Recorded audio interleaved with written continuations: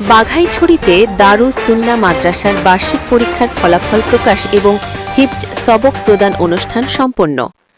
রাঙামাটির বাঘাইছড়ি উপজেলার অন্যতম স্বনামধন্য ইসলামিক শিক্ষা প্রতিষ্ঠান মুসলিম ব্লক দারুস সুন্নাহ তাহফিজুল কোরআন মাদ্রাসা ও এতিমখানার ২০২৫ শিক্ষাবর্ষের বার্ষিক পরীক্ষার ফলাফল প্রকাশ এবং তৃতীয় শ্রেণীর খতমে নাজেরা ও হিফজের প্রাথমিক সবক প্রদান অনুষ্ঠান উৎসবমুখর পরিবেশে অনুষ্ঠিত হয়েছে।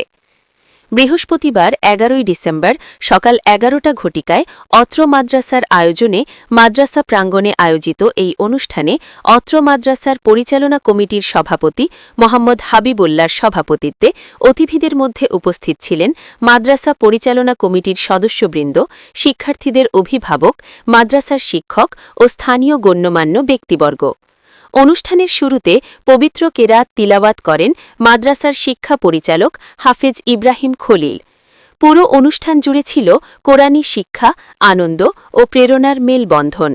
অনুষ্ঠানে অত্র মাদ্রাসার শিক্ষক মাওলানা হাফিজ মুফতি আলমগীর হোসাইনের সঞ্চালনায় স্বাগত বক্তব্য রাখেন অত্র মাদ্রাসার শিক্ষক ও উপজেলা মডেল মসজিদের সহকারী ইমাম হাফেজ মোহাম্মদ বেলাল হোসাইন এবং অভিভাবকদের পক্ষ থেকে বক্তব্য রাখেন মোহাম্মদ গিয়াসউদ্দিন ও মোহাম্মদ জাইনাল। উক্ত অনুষ্ঠানে অতিথিরা শিক্ষার্থীদের উৎসাহিত করতে সম্মানিত শিক্ষকবৃন্দ গুরুত্বপূর্ণ ও দিক নির্দেশনামূলক বক্তব্য প্রদান করেন।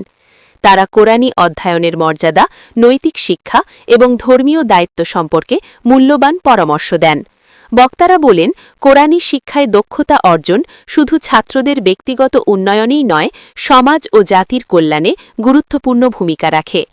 অনুষ্ঠানে উপস্থিত অতিথিরা মাদ্রাসার শিক্ষার মান, শিক্ষার্থীদের অগ্রগতি এবং শৃঙ্খলায় সন্তোষ প্রকাশ করেন।